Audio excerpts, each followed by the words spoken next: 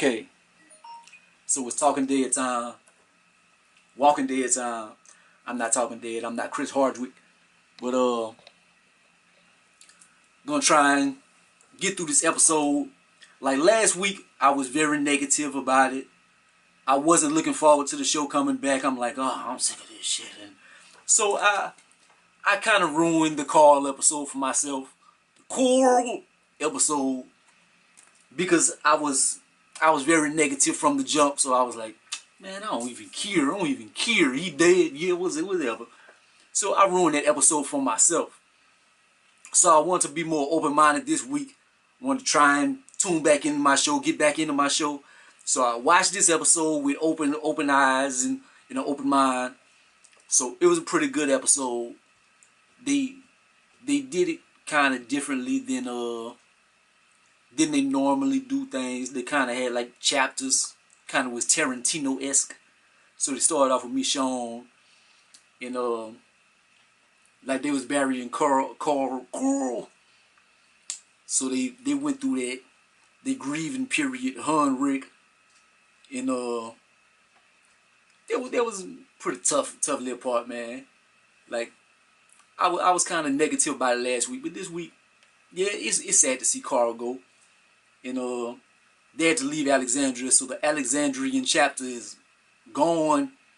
Now everybody gets pretty much back to nomadic properties or whatever. They gotta find somewhere to stay and this and that. So it wasn't too much with the Michonne and Rick part early on. So then it moves on to Eden. And Edith, whatever her name is. So it was her and I don't remember his name. Her and dude. And they back at the oceanfront. I forgot that had happened. And so they killed the grandmother and stuff. And so they were getting ready to execute him, but they convinced them not to execute him. But one thing I got to get at: how are you gonna give the people a speech on we're friends and we did this and how are you gonna kill us and stuff? You killed that girl's grandmother. Like you can't tell her how she should feel and we're friends when you just killed the girl grandma. Like be for real. Be for real. Like that's a little too much. That's a little too much. Like I didn't want him to die and stuff, but it's just like that's what friends do. Like the grandma was tripping. She was like overly like protective of their people and stuff, but I guess she had a right to because the Saviors had already went there. So maybe the Saviors are the first people that they interacted with. So if that's the first people you interact with, then after that you're gonna kind of be guarded on everybody else that comes through. So I could kind of see where it was going. But so they let them go. Edith, she went, and Homeboy stayed back. Talk about he gonna try and get him to come back, but he's not going back there. Like I don't know how that's gonna go.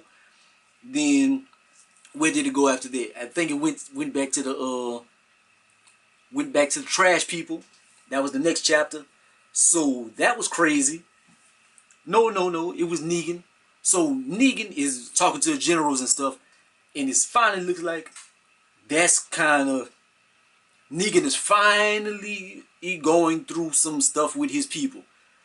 Like he was always so in control, but now his people are starting to kind of fight back. Like his second in command, like dude is kind of hard headed. He like on a vengeance. He kind of in Punisher mode. He want to kill everybody. And Negan is a motherfucker. But Negan has a method to his madness and stuff, and he doesn't really want to kill everybody. He wants to kill enough people to send a message. But he wants people to live, and he wants people to work for him, and he thinks he's doing the right thing. I hate to kind of defend Negan, but he thinks he's kind of doing the right thing. He thinks he's a savior. You really think he's a superhero, the way he's doing things.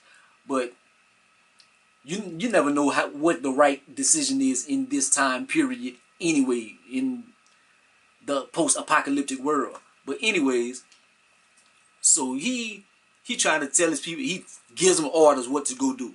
So they go with the trash people, and do you give us our guns and stuff like that right there. I don't care. The trash people had just as many people as Negan's people. I wouldn't have given my guns. Man, look, we would have to. I'm not saying I'm the hardest brother in the world, but if we have 30 people with guns, and you have 30 people with guns, I'm not about to say, here, take my guns. Nah.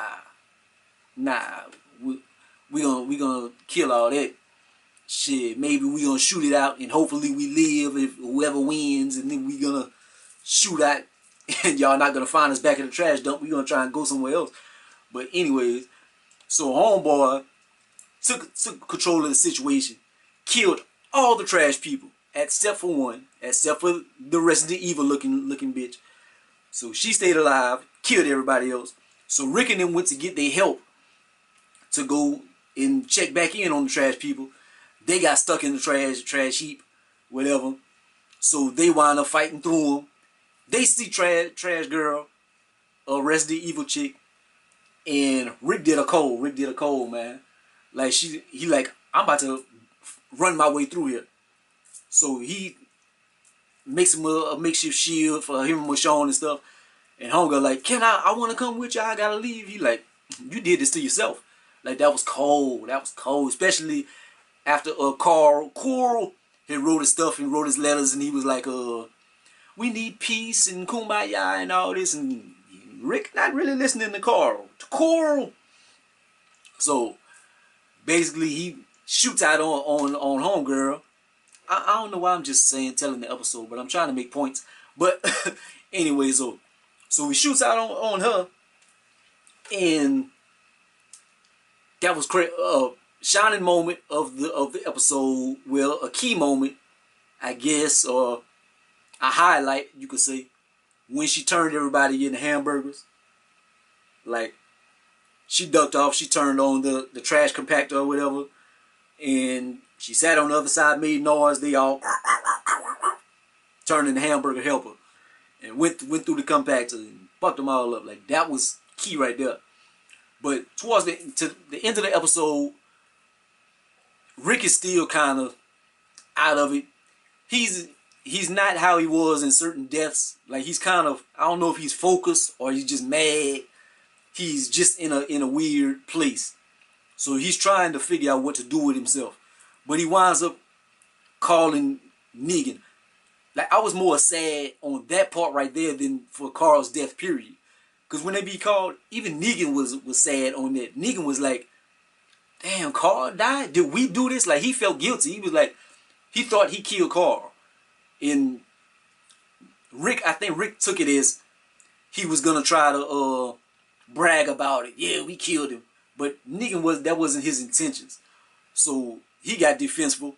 And they kind of had a banter, a little back and forth. But to see that Negan was that heartbroken on Carl, because he thought Carl was going to be the one. He was like, man, this kid gets it. But he didn't even get it. So I think that's going to affect Negan and Carl. Negan and Carl. Negan and Rick to a certain extent. Because Negan, I don't know, he has like views and what things certain should happen and this and that. And things don't always work out like that. And Rick is kind of lost. Carl wants peace and stuff, and he wants vengeance. So he's kind of figuring out what he wants to do, and like all of them is kind of in a weird place right now.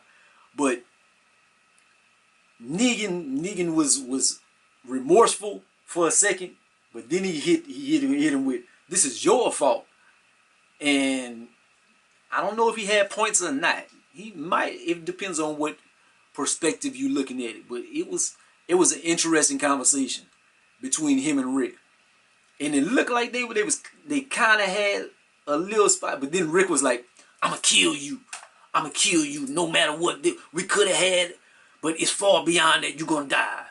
So I don't know what's gonna happen, man. Like, I've been kind of sick of the Negan saga and been ready for them to do this and that and whatever, but this was a pretty good back and forth at the end to see what's gonna happen with the rest of the season and stuff. So I'm kind of back into it. I'm not gonna say I'm gonna give it. Let me wrap this up. I'm gonna give it like a 7.5 out of 10. I'm not gonna be too hyped up on it, but it was a pretty good episode, man. I'm not gonna shit on it this week it helped my attention for the hour. So let me get to Talking Dead. In the preview for next week looks like it's pretty interesting. It's gonna be more of Daryl and them. They're gonna be in the swamp running around and stuff. I want to see what happens with that. But look at your boy, like, comment, subscribe, go be the greatest and most hated. Peace out.